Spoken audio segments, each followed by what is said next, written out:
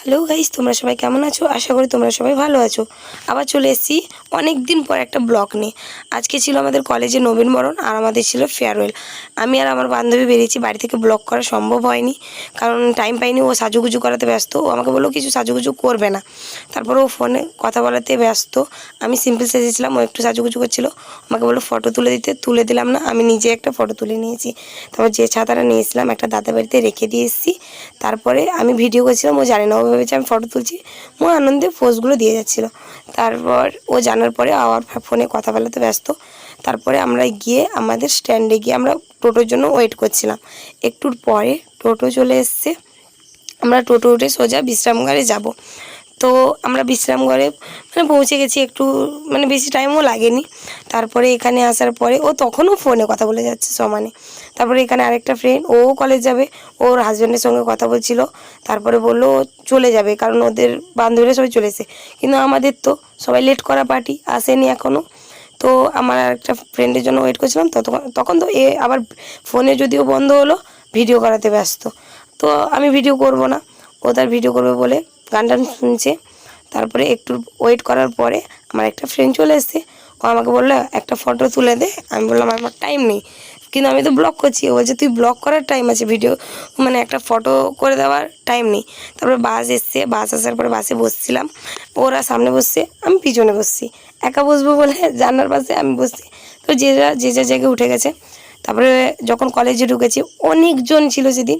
তো লজ্জাতে আমি আর তখন আর ক্যামেরাটা অন করিনি, পুরো সোজা ভেতরে এসেছি। ভেতরে আসার পরে এখানে দেখলাম এখনও সব কিছু সাজানো হয়নি, এখনও এরকম সাজানো চলছে। আমার একটা বান্ধবী এখানে হাই করে দিল, তাকে সে জানে আমি ব্লগ করি তার জন্য।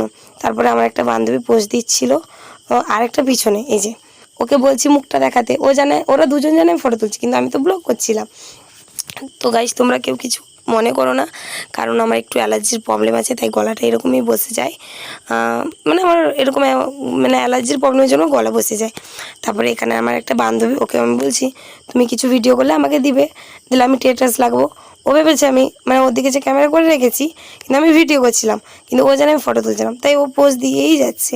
আমার বান্ধবীরা হচ্ছে পোজ দেওয়ার জন্য, ওরা পোজ দিতে খুব ভালোবাসে।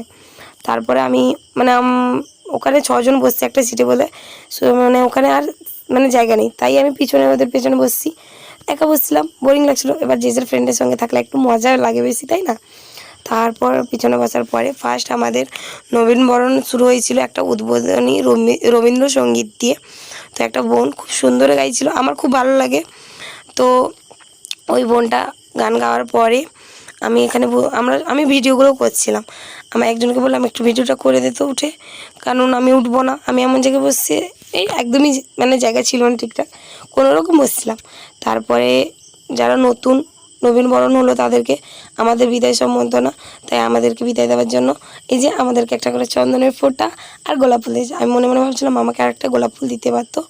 তারপরে গোলাপ ফুল দেওয়ার পরে আমি একটা ফটো তুলছি, সবাই, শুধু আমি না, সবাই ফটো তুলছিল।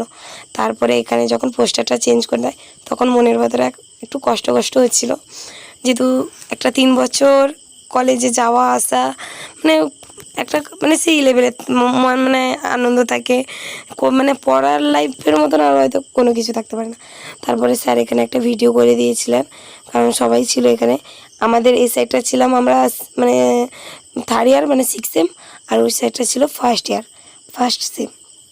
তাদের নবীনবরণ হচ্ছিলো, তো এখানে আমাদের সব স্যারেরাও ছিলেন।